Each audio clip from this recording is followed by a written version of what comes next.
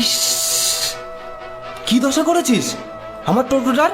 আমার দোষ নেই গদাই, একটা গাড়ি সামনের চাকায় মারলো। ন্যাকা, ওনার দোষ নেই।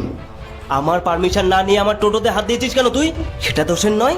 দেখ, নিরুপায় হয়েই নিয়েছি। তখন তো জানতাম না এমন একটা ঘটনা ঘটবে, জানলে নিতাম না সত্যি। ক্ষতিপূরণ দে, টোটো সারিয়ে দে।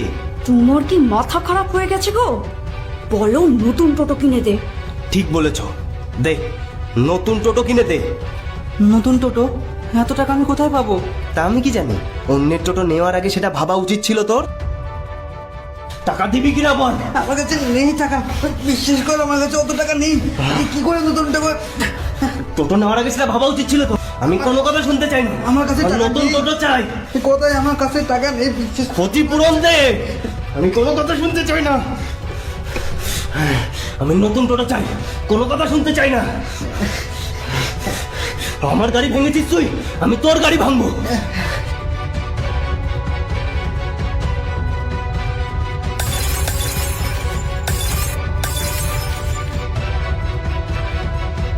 ছ মাসের মধ্যে নতুন টোটো চাই, নইলে তো রক্ষে নেই।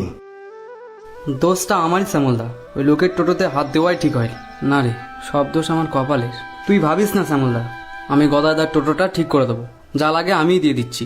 না না না, তুই একা কেন টানবি? দেখ কত কি লাগে, আমি ধীরে ধীরে সব শোধ করে দেবো।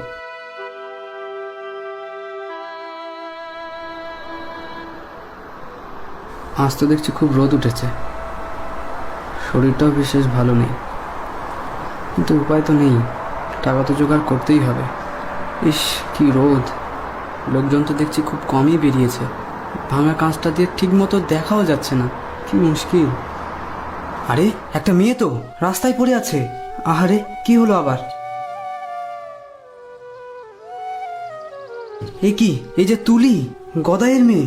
এই তুলি, তুলি, কি হয়েছে তোর মা? কি হয়েছে? কে? ও শ্যামল কাকু, পেটে অসহ্য যন্ত্রণা হচ্ছে কাকু। আমি স্থির থাকতে পারছি না। আমার ব্যাগ, মোবাইল কোথায় যে পড়লো কিছু জানি না। বাড়িতে খবরও দিতে পারছি না। দাঁড়া দাঁড়া, ভয় পাস না, সব ঠিক হয়ে যাবে। আমাকে ধরে টোটোতে ওঠ।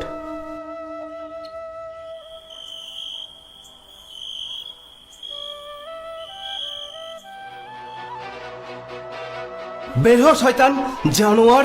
তোর পেটে পেটে এত শয়তানি! বল বল শয়তান, তুলিকে কোথায় রেখেছিস? তোর এত বড় সাহস, তুলিকে তুই তোর টোটোতে তুলেছিস? আমার কাছে প্রমাণ আছে। বল তুলি কোথায়, নয়তো মেরে তোর আজ হাড় হুড্ডি গুঁড়ো করে দেবো। বল শয়তান, তুলি কোথায়? বল বল শয়তান, তুলি কোথায়? ছেড়ে দে গদাই, ছেড়ে দে গদাই। সবে তো শুরু রে। বল তুলি কোথায়? আমি কি করিনি।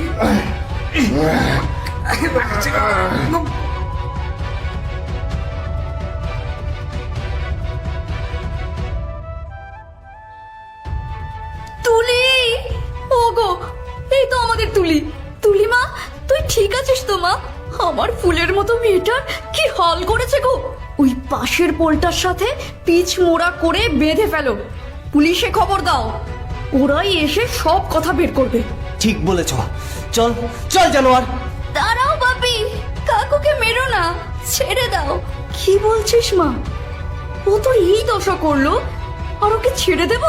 আমি ঠিক আছি, আর আমাকে যে ঠিক দেখতে পাচ্ছ তার কারণ এই কাকু। টিউশনি করে ফিরছিলাম, হঠাৎ পেটে প্রচন্ড ব্যথা হলো, সাথে মাথার উপরে ওই রকম রোদ। আমি ফুটপাতে শুয়ে গড়াগড়ি খাচ্ছিলাম, একটা লোকও ছিল না আশেপাশে। আর কিছুক্ষণ ওভাবে থাকলে মরেই যেতাম।